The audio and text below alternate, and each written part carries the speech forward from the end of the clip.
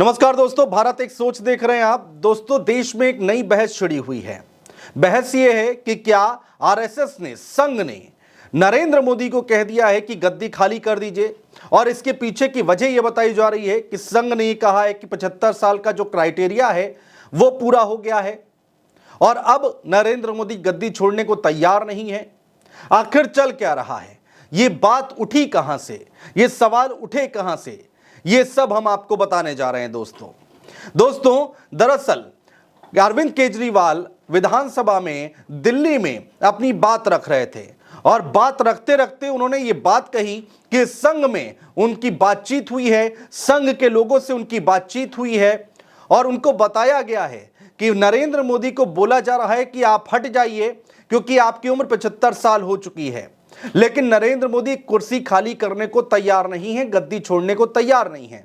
यह बात दोस्तों हम नहीं कह रहे, बल्कि अरविंद केजरीवाल ने बड़ा दावा किया है। दोस्तों, कहा यह जाता है कि जो आंदोलन हुआ था यूपीए सरकार में, अरविंद केजरीवाल जिस आंदोलन की अगुवाई कर रहे थे, उस वक्त संघ ने बहुत सपोर्ट किया था। यूपीए सरकार के खिलाफ इस आंदोलन का सपोर्ट संघ की तरफ से खूब किया गया था और यह कहा जाता है कि अरविंद केजरीवाल के संबंध संघ के लोगों के साथ आज भी बहुत मधुर हैं, बहुत अच्छे हैं। वही संबंध, वही सूत्र अरविंद केजरीवाल को बता रहे हैं कि ऐसा ऐसा बोला गया है कि 75 साल पूरे हो चुके हैं, आपकी उम्र हो चुकी है, अब आप गद्दी छोड़ दीजिए।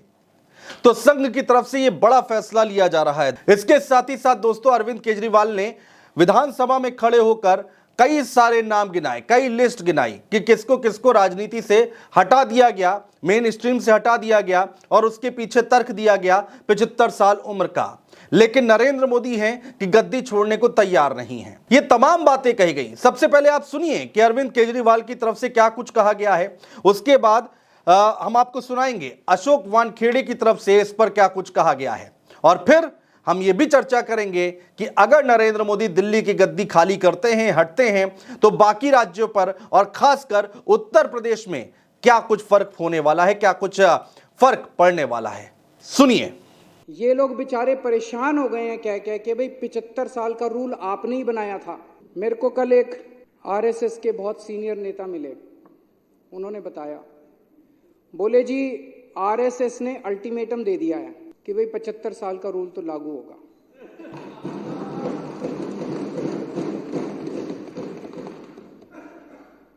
लेकिन वो मान नहीं रहे, कह रहे हैं खुद ही रूल बनाया।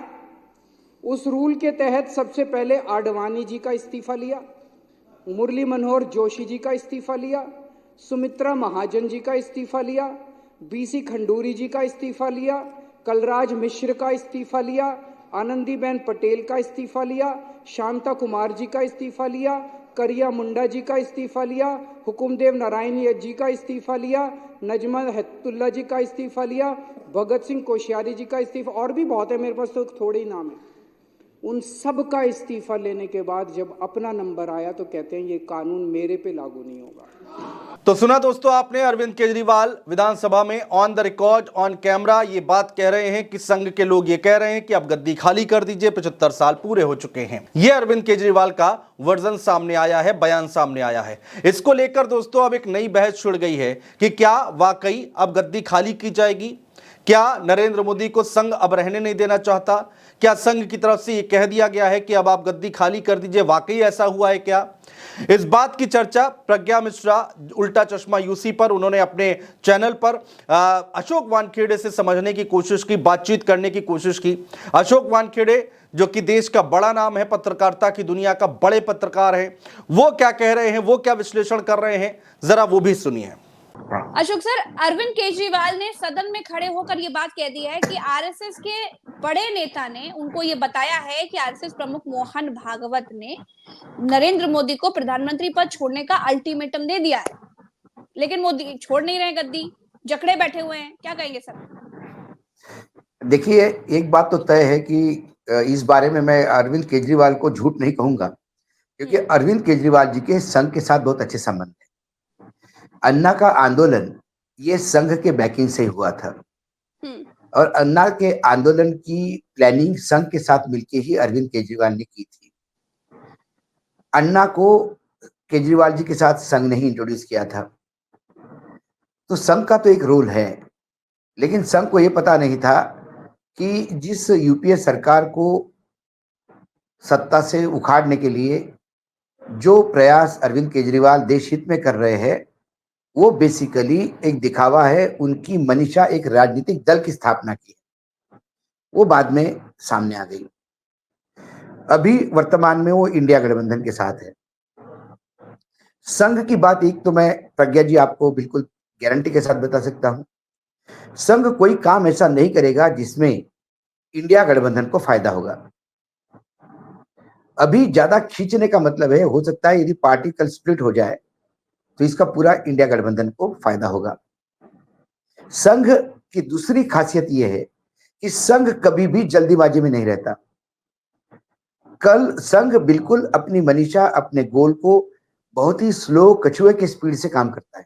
अरविंद केजरीवाल जब विधानसभा में खड़े होकर ये बात कह रहे थे कि आरएसएस के एक बड़े नेता ने उन्हें बताया है कि मोहन भागवत ने नरेंद्र मोदी को प्रधानमंत्री पद छोड़ने के लिए अल्टीमेटम दे दिया है, उस वक्त बीजेपी के लोगों को, बीजेपी के नेताओं को विरोध करना चाहिए था, लेकिन बड़ा सन्नाटा पसरा रहा।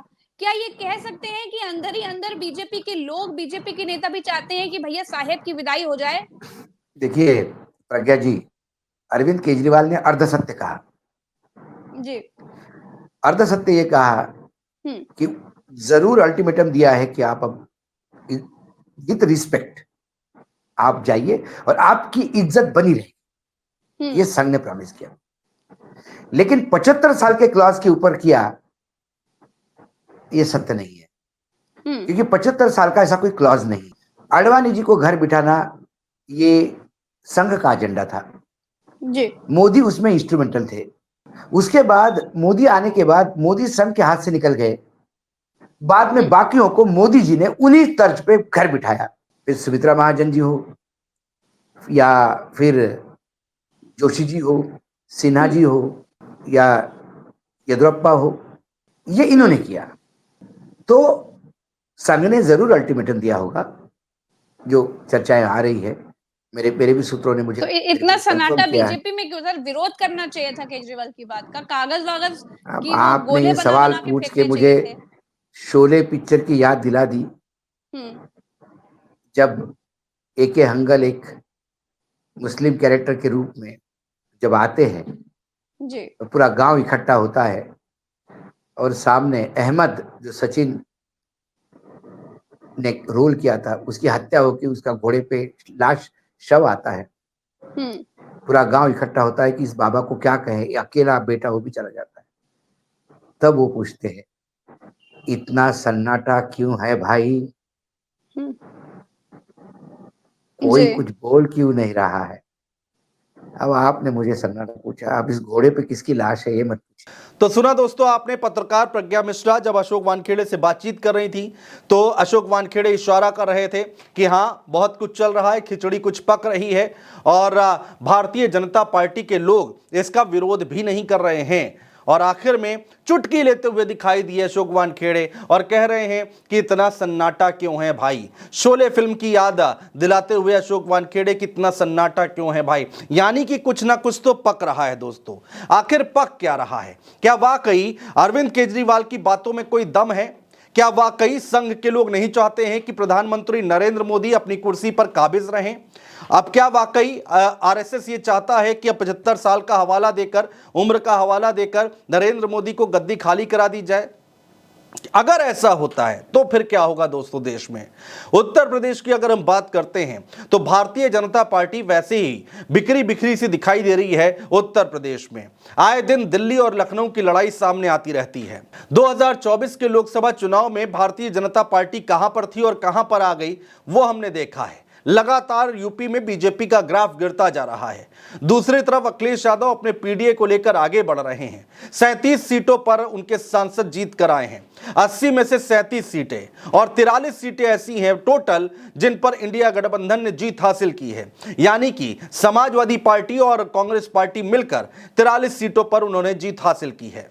तो अब यह कहा जा रहा है कि अगर नरेंद्र मोदी दिल्ली की गद्दी से हटते हैं तो उत्तर प्रदेश में इसका सबसे ज्यादा असर पड़ेगा, क्योंकि कितना महत्वपूर्ण राज्य है उत्तर प्रदेश, बड़ा राज्य है, यह हम सब जानते हैं। 80 लोकसभा सीटें यहां पर आती हैं और कहते हैं कि जिसने लखनऊ जीत लिया, यूपी जीत लिया, वो दिल्ली में राज करेगा।